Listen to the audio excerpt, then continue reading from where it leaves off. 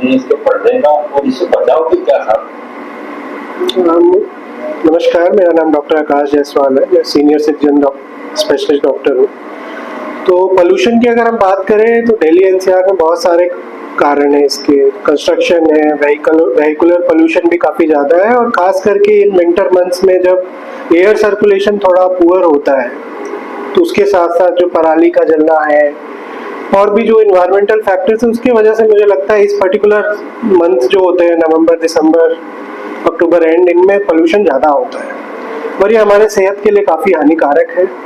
खास करके senior citizen जिनको मैं देखता हूँ उनमें काफ़ी प्रॉब्लम देखने को मिलती है।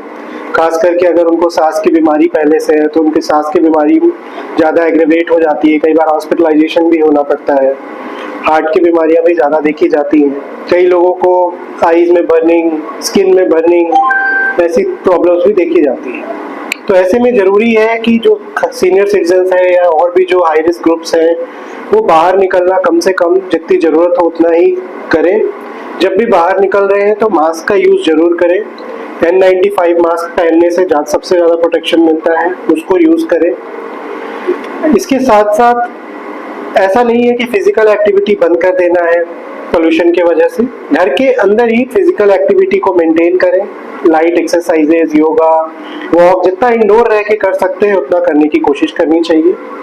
ठंड के मौसम में वैसे भी लोग पानी भी कम पीते हैं, तो हाइड्रेशन को अच्छे से मेंटेन करना बहुत ज़रूरी है। हाइड्रेशन अच्छा रखने से बहुत सारे टॉक्सिन हमारे बॉडी से ऐसे ही वॉश आउट हो जाते हैं। इसके अलावा आप जिनको भी क्रॉनिक डिजीजेज हैं, चाहे वो ब्लड प्रेशर हो, शुगर हो, अस्थमा हो, सीओपीडी हो, ऐसे लोग अपनी दवाइयों पर नियमित रूप से लें, अपने रेगुलर चेकअप्स कराते रहें, क्योंकि इन सारी बीमारियों का भी बढ़ने का खतरा रहता है। खास करके सीनियर सिटीजन्स को इस मौसम में और इन पोल्यूशन की वजह से निमोनिया और फ्लू होने का रिस्क ज़्यादा रहता है। तो फ्लू और निमोनिया के वैक्सीन अगर हमने अब तक नहीं लगवाए हैं तो अपने डॉक्टर से बात करके उन वैक्सीन को भी समय से जरूर लगवाएं। बच्चों में भी क्या स्कूल भी जाना है उनको, और बच्चे और बुजुर्ग दोनों के लिए सिमिलर से प्रिकॉशंस हैं। स्कूल जाना ऑफ कोर्स कम बंद नहीं कर सकते, तो मास्क लगा के जाएं।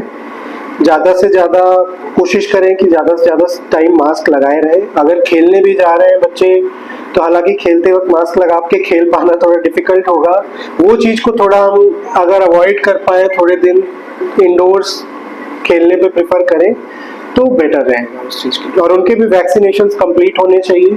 खाने पे उनका विशेष करके ध्यान दें, दोनों ग्रुप्स में healthy food, antioxidant rich foods, fruits, vegetables के हमें डाइट में ज़्यादा लेना है जिससे हमारी इम्यूनिटी अच्छी रहे।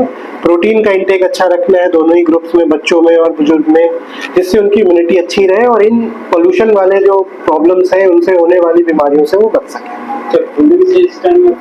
वो तो एक जाहिर सी बात है, जिस हिसाब से नंबर ऑफ व्हीकल्स, हर कोई अब गाड़ियों के सेल्स देखे कितने बढ़ गए हैं पोस्ट जीएसटी कट, तो नई नई गाड़ियां और आने वाली हैं हमारी सड़कों पे। और कहीं ना कहीं व्हीकुलर पोल्यूशन एक मेजर कंपोनेंट है इस पोल्यूशन का।